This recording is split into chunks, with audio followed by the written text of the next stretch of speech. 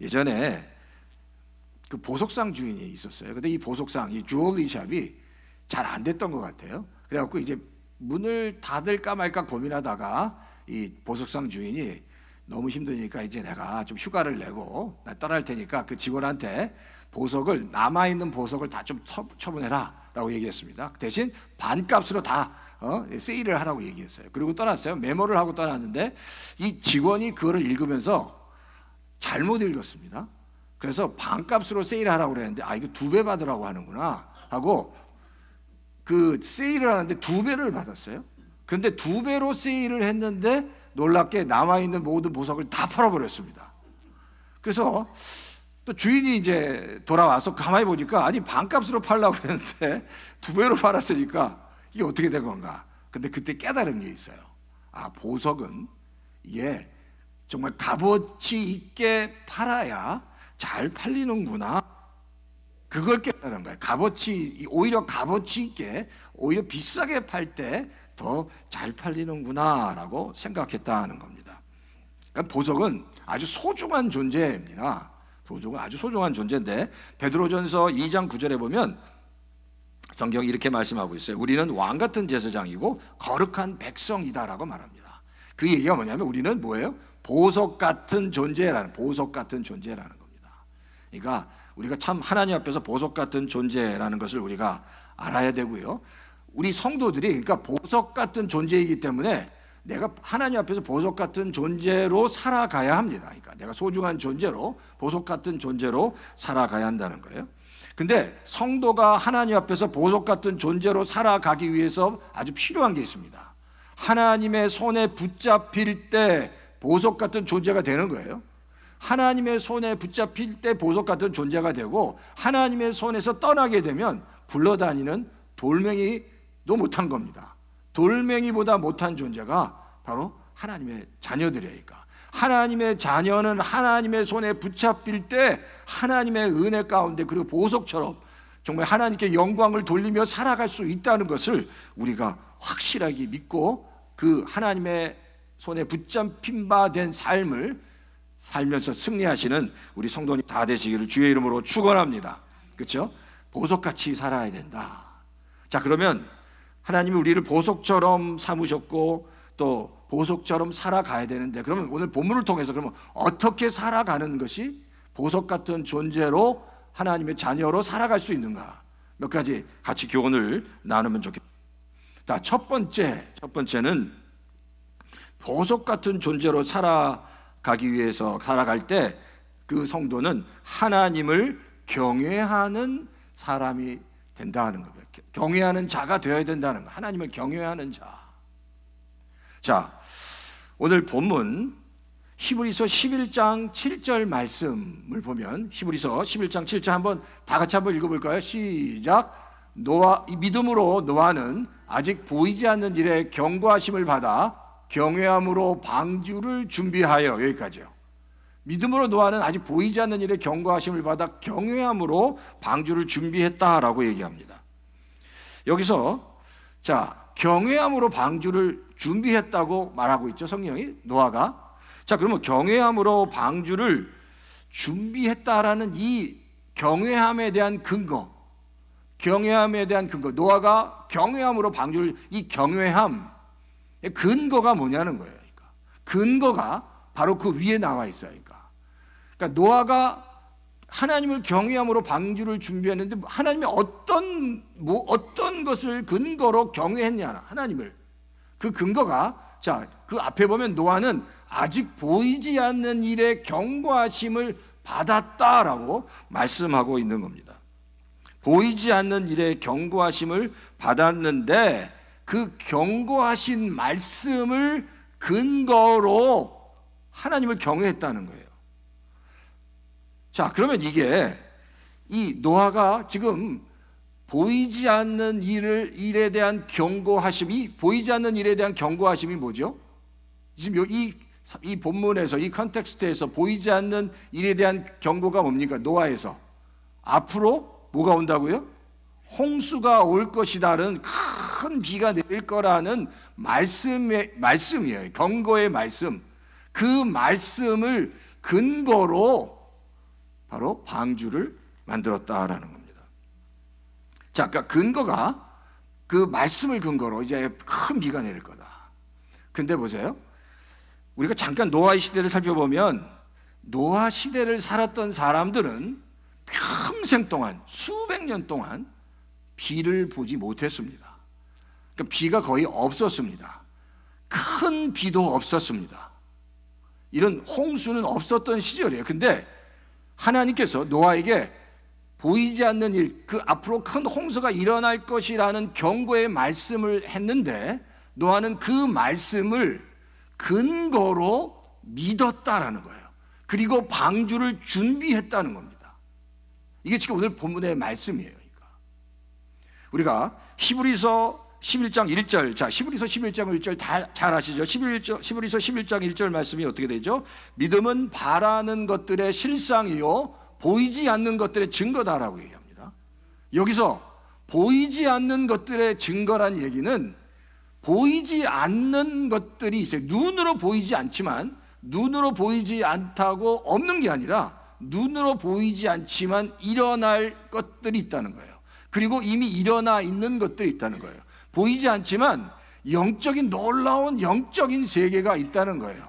그런데 그런 보이지 않는 것들 가운데 하나님께서 그 말씀을 하신 것, 보이지 않지만 하나님이 그 보이지 않는 것들을 말씀하셨는데 그 말씀을 근거로 삼아서 증거로 삼아서 믿었다라는 거예요. 이게 믿음의 사람의 태도입니다. 보이지는 않는데 있는 거예요. 그리고 하나님이 그게 있다라고 말씀하시니까 그것을 그 말씀을 근거로 믿었다라는 겁니다. 이게 바로 하나님이 원하시는 성도의 믿음입니다. 사실 보이지 않는 게 이 세상에는 보이지 않지만 더 강력하고 더 놀라운 것들이 있습니다. 자, 보세요. 이 땅에 놀라운 영적인 세계가 있어요. 우리가 지금 영적인 세계를 다 눈으로 볼 수 없습니다. 그런데 영적인 세계를 다 눈으로 볼 수 없다면 그 영적인 세계가 없을까요? 그렇지 않습니다. 성경은 그 영적인 세계에 대해서 말씀하고 있고 우리가 보이지 않지만 우리가 현실로 보는 이 눈으로 보는 세계보다 더 강력하고 정말 더 무섭고 정말 리얼한 영적인 세계가 존재하고 있다는 거예요. 그것을 우리가 깨닫지 못하면 이 땅을 살아가는데 더 어려울 수밖에 없습니다. 눈에 보이는 세계보다 눈에 보이지 않는 영적인 세계가 더 강력해요. 그리고 더 파워풀한 거예요. 그러니까 우리가 그 영적인 세계가 있다는 것을 알고 하나님의 말씀을 믿을 때 우리가 이 땅에서 승리하며 살아갈 수 있다는 겁니다. 그러니까 성도는 보이지 않는 세계가 있더라도 하나님께서 말씀하신 그 영적인 세계가 있다고 말씀하시면 그 말씀을 근거로 믿을 때 성도가 이 땅에서 승리할 수 있다라는 겁니다. 자, 그러니까 그 당시 아까 말씀드린 것처럼 큰 홍수가 일어날 것이라는 것은 하나님께서 말씀하셨지만 아무도 믿지 않았습니다. 근데 노아만 하나님께서 주신 그 말씀을 근거로 믿었다. 그래서 방주를 준비했다라고 말씀하고 있는 거예요. 그리고 하나님은 그거를 기쁘게 받으신 겁니다. 그게 바로 믿음이다라는 겁니다. 자, 그 반면에 자, 창세기 19장 14절에 보면 그 롯이 소돔과 고모라에 있는 자기의 딸과 사위들에게 한 말이 있어요. 자, 창세기 그 19장 14절에 보면 롯이 이렇게 얘기합니다. 롯이 나가서 그 딸들과 결혼할 사위들에게 말하여 이르기를 여호와께서 이 땅을 멸하실 터이니 너희는 일어나 이곳에서 떠나라 하고 말합니다. 누가 지금 롯이 누구의 말을 인용하는 거예요? 누가 이렇게 말했다고요? 롯이 얘기했습니까? 여호와께서 말씀하신 거예요. 하나님이 말씀해 주신 거예요. 롯에게. 그래서 롯이 그 말을 듣고 자, 하나님께서 이 성을 멸할 터이니 너희는 이곳에 빨리 떠나라고 얘기한 겁니다. 근데 그 말씀에 대해서 하나님이 말씀하셨는데 그 사위들의 반응이 뭐라고요? 뭘로 여겼다고요? 농담으로 여겼답니다. 농담으로 그냥 실없는 소리로 여겼다는 겁니다. 분명히 하나님이 말씀하셨다고 했는데 그래서 어떻게 됐어요? 다 그 유황불에 다 죽었습니다. 근데 이 땅에도 우리가 지금 살아가는 이 시절에도 하나님의 말씀을 농담이 아니라 값없이 여기는 사람들이 많이 있습니다. 하나님의 말씀을 가볍게 여기고 내가 생각하는 세상의 말을 하나님의 말보다 더 웨이트를 더 소중하게 여기는 사람들이 사실 교회에도 있습니다. 근데 이게 심각한 겁니다. 하나님의 말씀을 그 약속을 근거로 믿는 성도가 분명히 이 땅에서 승리하고 이 땅에서 하나님의 복을 받게 돼 있어야 하니까 하나님의 말씀을 소중하게 여기는 자가 정말 하나님의 복을 받게 된다는 겁니다. 그런 놀라운 역사가 우리 옷이 아름다운 교회 성도님 가운데도 있기를 주의 이름으로 축원합니다. 자, 근데 이 말씀에 대해서 잠언에서 솔로몬 왕의 고백을 우리가 찾아볼 수 있는데, 자, 잠언 4장 3절에서 5절만 읽을게요.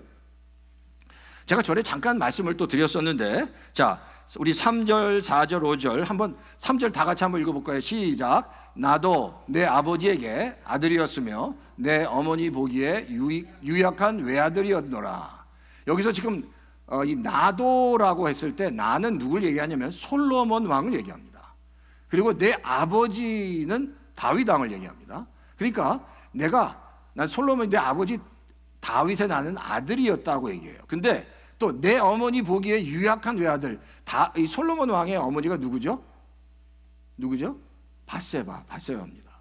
근데 밧세바가 보기에도 내가 어때요? 아주 연약한 아들이라는 거예요. 아들인데 어떤 아들? 또 외아들이라는 거예요. 이 다윗에게는 많은 부인이 있었습니다. 그리고 그인마다 많은 자녀들이 있었습니다. 아들만 19명이 있었습니다. 아들만 19명. 그 중에 솔로몬은 10번째 아들이었어요. 근데 그 19명의 아들들이 다 뭘 생각하고 있을까요? 앞으로 다윗 그 다음에 왕이 되는 것을 염두에 두고 있었던 거예요. 얼마나 그 세계가 피가 튀기겠습니까? 다른 형제를 죽이지 않으면, 쓰러뜨리지 않으면 내가 왕이 될 수 없고 내가 또 다른 형제에게 죽임을 당할 수 있는 거예요. 치열한 세계입니다. 뭐 사극에 많이 나오잖아요. 그러니까 그 왕자들이 막 싸우고. 근데 솔로몬이 고백하는 거예요. 나는 아주 연약한 유약한 외아들이었다. 다른 부인들에게는 또 형제들이 많았어요. 그 형제들이 같이 팀워크로 또 막 싸우는 거예요. 근데 솔로몬은 아무도 없었어요. 혼자였어요. 유약했어요. 근데 놀라운 건 그 솔로몬이 뭐가 돼요? 다윗의 후계자가 된다는 거예요. 근데 그 솔로몬이 고백해. 어떻게 내가 그렇게 될 수 있었냐? 자, 4절에 보면, 4절에 이렇게 말씀해요. 아버지가 내게 가르쳐 이르기를 내 말을 내 마음에 두라, 내 명령을 지키라, 그리하면 살리라. 근데 여기서 중요한 게 내가 가르쳐 이르기를 내 말을 마음에 두라, 내 명령. 지금 솔로몬이 얘기하는 내 말과 내 명령은 다윗의 얘기가 아니라 다윗이 전해준 무슨 말씀이요? 하나님의 말씀이었던 거예요. 다윗이 전해준 하나님의 말씀을 이 솔로몬이 정말 소중하게 여기고 그 말씀을 붙잡았던 거예요. 하나님의 말씀을. 그랬더니 5절에 지혜를 얻었고 명철을 얻었다는 거예요. 이 과정을 지금 솔로몬의 자녀들에게 얘기하는 거예요. 그러니까 똑같이 너희도 하나님의 말씀을 붙잡고 하나님께서 주시는 지혜와 명철을 얻으라고. 잠언에서 보통 지혜와 명철이라고 하는 말은, 이 얘기는 하나님의 말씀을 얘기하는 거예요. 그러니까 말씀을 통해서 하나님의 지혜와 하나님의 명철을 얻을 수 있다는 거예요. 말씀을 통해서. 근데 그 산 증거가 누구예요? 증인이 누구예요? 솔로몬이라는 거예요. 나는 정말 연약한 외아들이었는데 하나님의 말씀을 붙잡았더니 정말 지혜로워져서 생각지도 할 수 없었던 다윗 왕의 다음 왕이 된 거예요. 그리고 솔로몬 왕은 이스라엘 역사상 가장 화려하고 가장 강력한 나라를 이루었던 왕이었다는 겁니다. 말씀을 붙잡는 자는, 진짜 말씀을 시리어스하게 믿고 붙잡고 살아가는 성도에게는 하나님의 놀라운 축복이 있습니다. 그러니까 우리 병본사님이 매주마다 가장 또 많이 말씀을 암송하시잖아요. 이건 굉장한 축복인 거예요. 그리고 말씀을 사랑하는 거는 정말 큰 하나님의 복이 통로입니다. 그러니까 우리가 다 같이 정말 하나님 말씀을 진심으로 시리어스하게 믿고 그리고 자녀들에게 그걸 가르칠 때 놀라운 하나님의 역사가 일어난다는 겁니다. 그래서 노아를 보면, 자, 노아의 두 구절이 있어요. 창세기 6장 22절 그리고 7장 5절의 말씀을 보면, 자, 이게 지금 창세기 6장과 7절에 나오는 말이에요. 자, 6장 22절 보면 노아가 그와 함께하여 하나님이 자기의 명하신 대로 다 준행하였더라. 노아가 다 준행했다는 거예요. 말씀하신 대로. 7장 5절에도 노아가 여호와께서 자기의 명하신 대로 다 준행했다. 지금 노아는 하나님이 말씀하신 대로 다 준행했어요. 근데 사실 노아 시대에 하나님 말씀대로 준행한다는 것은 정말 어려웠다는 거죠.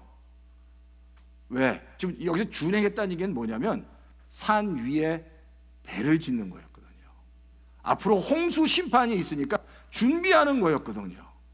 근데 노아는 보이지 않는 것에 대해서 하나님께서 말씀하신 그 말씀에 근거해서 준행한 겁니다. 그때 하나님의 복을 노아가 경험했다는 겁니다. 이게 쉽지 않지만 이 과정을 통해서 하나님은 놀라운 복을 하나님께서 허락해 주실 줄 믿습니다. 또 한 가지 한번 7장 9절을 한번 보세요. 7장 9절 10절 한번 다 같이 한번 읽으면 좋겠습니다. 자, 우리 7장 9절 10절 다 같이 큰 소리로 한번 읽어볼까요? 시작. 하나님이 노아에게 명하신 대로 암수 둘씩 노아에게 나와 방주로 들어갔으며 7일 후에 홍수가 땅에 덮이니. 아멘. 이 말씀은 굉장히 논란이 되기도 하면서 굉장히 신비로운 말씀이에요. 왜냐하면 하나님께서 노아에게 명령하셨어요. 그래서 동물들 암수, 암컷과 수컷들이 다 이제 방주로 들어갔어요. 그래서 모두 들어가고 그리고 이제 문까지 다 닫고 딱 완전히 레디가 됐어요. 그러면 뭐가 일어나야 되죠? 하나님께서 그렇게 하라고 했으니까. 그 다음 뭡니까? 하늘에서 비가 와야 되는 거예요. 근데 여기 성경에 보니까 그렇게 한 후에 7일 후에 홍수가 땅에 덮이기 시작했다는 거예요. 7일 동안. 이게 사실 창세기 7장 4절에도 그래요. 지금부터 7일이면 내가 40주야를 땅에 비를 내려 내가 지은 모든 생물을 지멸해서 쓸어버리리라 하고 말해요. 4절에도. 7일 후에 모든 게 레디가 됐는데, 레디가 됐으면 뭐가 돼야 돼요? 비가 와야 돼. 근데 7일을 기다렸어요. 한번 생각해 보세요. 다 들어갔어요? 다 이제 들어가서 문도 다 닫았어요. 그럼 빨리 비가 와야 되잖아요. 아, 내일 오겠지. 노아가 생각했겠죠. 아, 내일은 비가 오겠지. 안 와. 이튿날 비가 오겠지. 안 와. 어떨까요? 그러니까 그 안에 있는 노아의 가족들은 이거 진짜 완전히 하나님한테 뒤통수 맞는 거 아니야? 하나님이 들어가라고 했으면 뭔가 징조가 보여야 되는데 하루, 이틀, 3일이 지났는데도 아무 징조가 없었어요. 7일 동안 기다리면서 노아가 얼마나 속이 타들어갔을까. 그리고 세상 사람들은 노아를 향해서 얼마나 손가락질을, 저 바보 멍청구리가 산에다가 배를 지어놓고 동물을 다 들여놓고 뭐 비가 온다고 하는데 모든 게 레디가 됐다고 했는데 아무 일도 일어나지 않는 거예요. 7일 동안. 근데 이게 드라마를 보면 그냥 문 닫자마자 막 비가 오고 그런데 성경에는 그렇게 말하고 있잖아요. 7일 동안 아무 일도 일어나지 않은 거예요. 속은 아주 그냥 노아의 속은 그냥 바삭바삭 탔을 거야. 근데 노아가 7일 동안 견뎌냈고, 성경이 그러잖아요. 노아가 다시 문을 열고 나가 보았더라 이런 말 없잖아요. 그러니까 없는 거야. 기다렸고 하나님이 7일 후에 홍수로 지면을 덮으셨다는 거예요. 엄청난 비가 내렸다는 겁니다.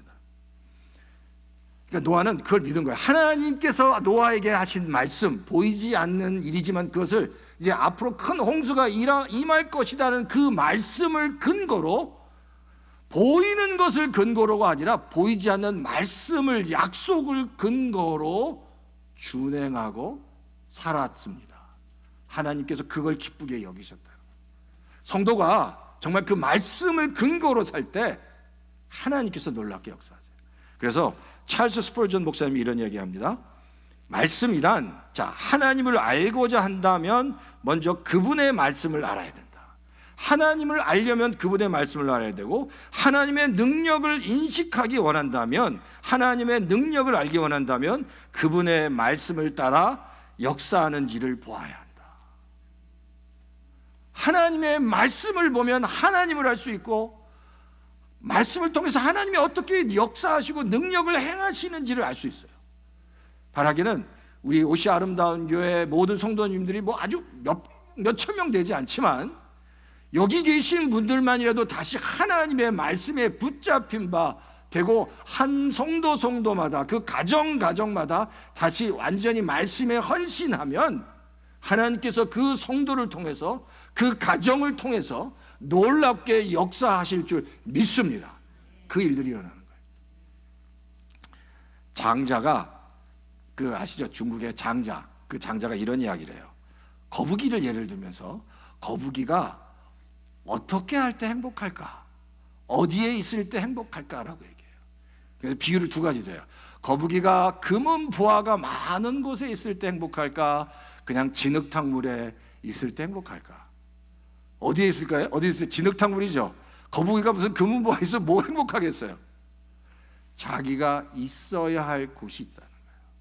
자기가 있어야 할 곳에 거북이는 행복하듯이, 성도가 있어야 될 곳은 세상이 아니에요. 세상 속에 있더라도 세상 속에서 하나님 안에, 하나님 말씀 안에 있을 때 성도가 가장 행복하고, 성도가 가장 하나님의 놀라운 복을 받을 수 있다는 거예요. 그러니까 내가 어디에 있는지, 세상에 있더라도 하나님 안에 있을 때 하나님께서 성도를 축복해 주신 줄 믿습니다. 우리 옷이 아름다운 교회가 그 비전이 있으면 되는 거예요. 하나님의 손이 우리 옷이 아름다운 교회를 꼭 붙잡고 있고, 나를 붙잡고 있고, 우리 가정을 붙잡고 있고, 그 하나님의 손이 절대 나를 놓지 않습니다.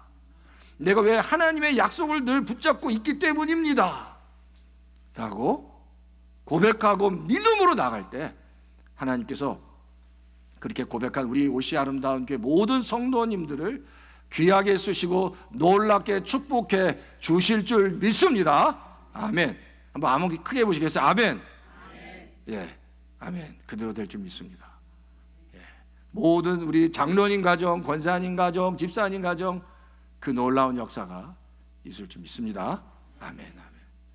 두 번째는 그 하나님의 손에 보화 같은 존재가 되기 위해서는요, 하나님과 동행하는 겁니다.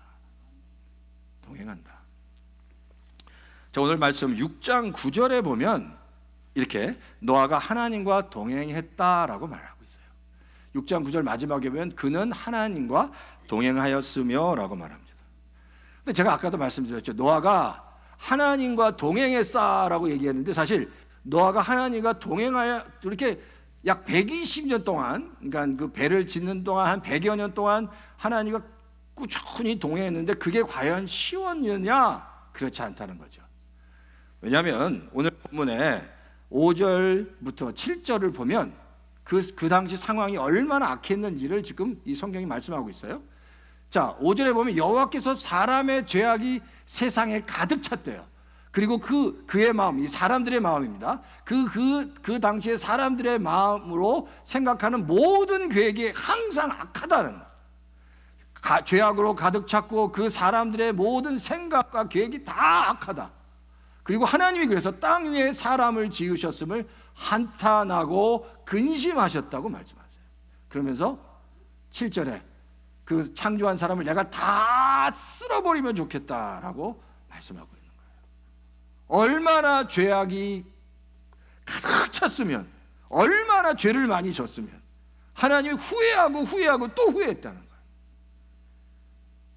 이런 상황에서 노아가 산 기슭에다가, 산 중간에다가 배를 지을 때 이 악한 사람들이 얼마나 조롱했겠냐는 거예요.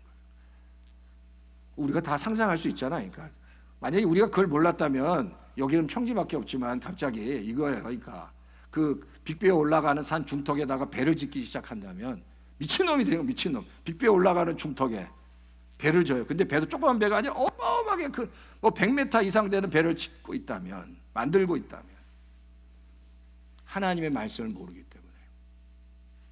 자, 그런데 보세요. 그렇게 패역했는데 9절에 그렇게 말 맞잖아요. 그런데 그는 그럼에도 불구하고 하나님과 동행했다라고 말씀하고 있는 거예요. 자, 그럼 보세요. 하나님과 동행했는데 그 9절의 말씀을 보면, 자, 노아에 대해서 좀 더 설명이 있어요. 이것이 노아의 족본이라 하고, 노아는 의인이요 그리고 당대의 완전한 자라고 얘기합니다.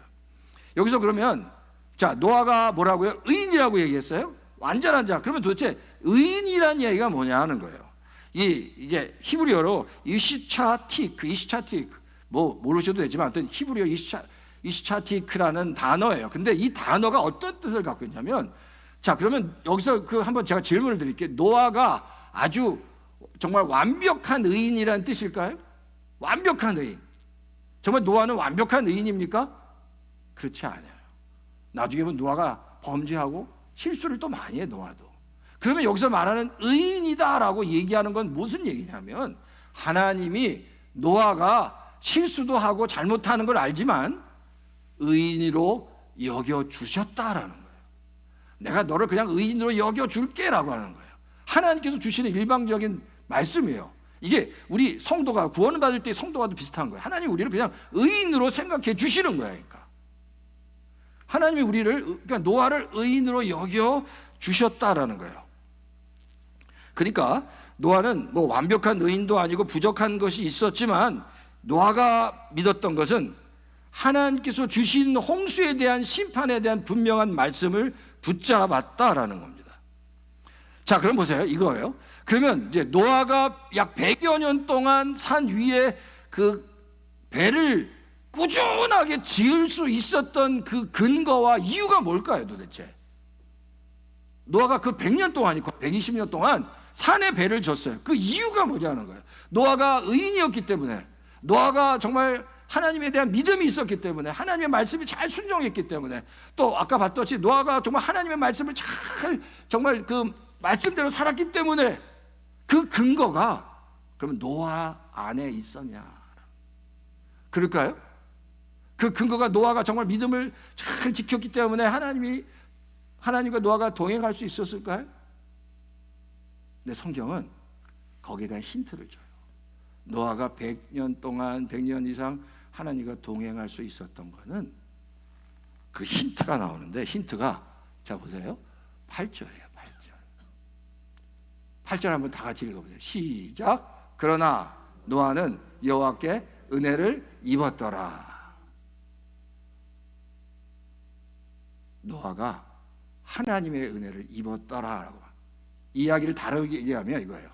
노아가 자기가 이렇게 지금 이렇게 살아갈 수 있었던 것이 하나님의 은혜라는 것을 깨달았더라라는 거예요. 그러니까 나도 부족한 자지만, 연약한 자지만, 그래서 막 쓰러지기도 하지만, 이 부족해도 하나님이 나를 의롭게 여겨주시고 사랑해주시고 끝까지 나를 이렇게 세워주신 것은 내 힘이 아니라 하나님의 은혜입니다라고 노아가 뭐 했다고요? 깨달았더라라는 거예요. 하나님이 그렇게 하시면 노아가 깨달은 거예요. 노아가. 우리가 이 땅을 살아가는데 그래요. 그 성도님 그렇잖아요. 우리 권사님도 그렇고 장로님도 그렇고 이 땅을 살아가면서 우리가 지금 살아가는 게 정말 이렇게 하나님의 은혜 가운데 이렇게 살아가는 게, 내가 똑똑해서 내가 잘나서 힘들고 어려울 때도 있지만 그게 다 나 때문인가요? 가만히 돌아보면 그게 다 하나님의 은혜라는 거예요. 하나님의 은혜. 하나님의 은혜이기 때문에 내가 지금까지 있는 거야. 여기까지 있는 거야. 힘들 때도 있었고 잘 될 때도 있었지만 그 모든 순간 가운데 함께 하셨던 하나님이 도와주셨던 하나님의 은혜이기 때문에 내가 지금 이 자리에 있는 거예요. 우리가 이 옷이 아름다운 교회에서 이렇게 예배 드릴 수 있고 찬양할 수 있다는 거예요. 그러니까 그 은혜를 깨달으면 놀라운 하나님의 역사예요. 지금 우리 교회 우리 박은혜 집사님이 있고 우리 며느리도 은혜입니다. 장은혜. 예, 은혜. 예, 우리 은혜 씨가 두 분이나 있어서 제가 근데 그거 하나님의 은혜를 깨닫는 것. 하나님의 은혜를 깨닫게 되면 성도가 더 겸손해지고 하나님 앞에서 더 겸손해지고 그렇게 겸손함으로 하나님 앞에 나갈 때 더 놀라운 하나님의 그 은혜를 경험하게 되는. 그래서 우리가 너무 잘 부르는 찬양 있죠? 은혜라는 찬양. 내가 누려왔던 모든 것들이, 내가 지나왔던 모든 시간이, 내가 걸어왔던 모든 순간이 하나님의 은혜를 모를 때는 당연한 거야. 내가 똑똑해서 그런 거야. 내가 돈을 잘 벌어서 그런 거야. 그렇게 생각했는데 가만히 보니까 그게 다 지나온 모든 세월들이 정말 다 하나님의 은혜였습니다. 때때로 내가 아팠을 때도 또 이전에 이렇게 얘기하죠. 아침 해가 뜨고 저녁에 노을 봄의 향기와 가을의 열매를 느끼고 기쁨을 느꼈고 또 변하는 계절의 모든 순간들을 보면서 내가 건강하니까 저런 걸 다 누리는구나라고 그냥 당연하다고 생각했는데 그게 다 하나님의 은혜구나. 내가 이렇게 지금 이렇게 살아온 것도 힘들 때도 있지만 또 이렇게 하나님께서 나를 세워주면서 기쁠 때 행복할 때 이 모든 순간이 다 하나님의 은혜였구나라고 깨닫게 될 때 그 성도가 바로 가장 행복한 성도라고, 가장 하나님의 은혜를 받고 하나님 가장 축복된 성도다라는 거예요. 우리 옷이 아름다운 게 그런 거예요. 내가 지나간 모든 순간이 다 하나님의 은혜입니다라고 깨닫는 성도가 가장 복된 성도라는 거예요. 이런 말이 있어요. 원수는 돌의 색이고 은혜는 물의 색인데, 이게 무슨 얘기예요? 이 은혜를 하나님이 그렇게 많이 은혜를 줬는데 이 하나님의 백성들이 또 잊어먹고 또 잊어먹는 거예요. 원수는 맨날 돌의 색이고 절대 안 입고 이갈면 절대 안 잊어먹어. 근데 하나님의 은혜를 받고는 또 잊어먹어. 물의 색이었더니 또 없어지고. 너무 많단 말이야. 원수는 돌의 색이고 은혜를 물의 색인다.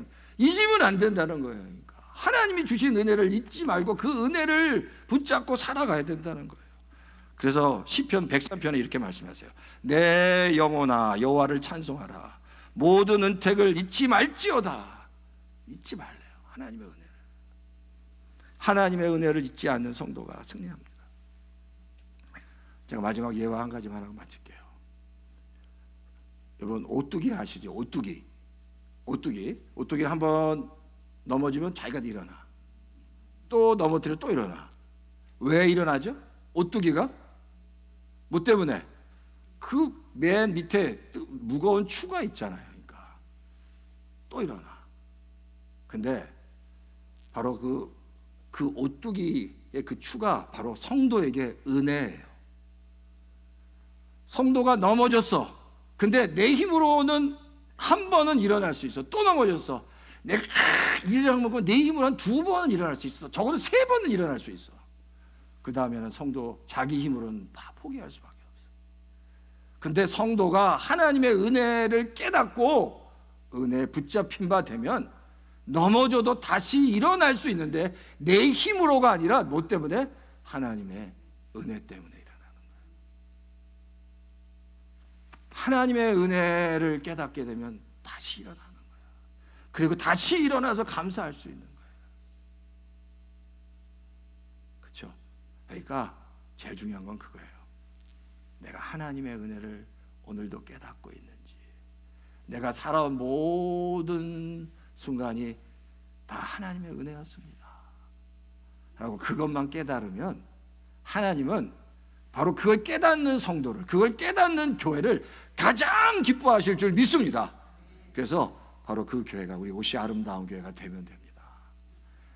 이 성도님들이 다 하나님의 은혜를 깨달으면 그때부터 하나님이 역사하는 거예요. 우리 인생을 통해서 하나님이 역사하시고 하나님이 인도하실 줄 믿습니다. 그래서 우리 찬양 중에 이런 찬양이 있어요. 은혜 아니면, 후렴이 뭐냐면 은혜 아니면 나서지 못하네. 십자가의 그 사랑 능력 아니면 나서지 못하네. 은혜 아니면 나서지 못하네. 놀라운 사랑 그 은혜 아니면 나서지 못하네. 예, 우리 한번 자 이거 먼저 부르고 그리고 기도하고 그 다음에 다시 이제 기도하면서 그때 이제 헌금하도록 하겠습니다. 한번 이 노래 들어보셨을까요? 후렴만 한번 진짜 은혜만 있으면 우리는 일어날 수 있어요. 그렇죠? 다시 이 하나님 은혜를 깨닫게 해 주십시오. 다시 한번 하나님의 은혜로 내가 다시 일어나게 해 주십시오. 같이 열심을 다해서 기도 찬양하며 나가기 바랍니다. 다시 한번 불러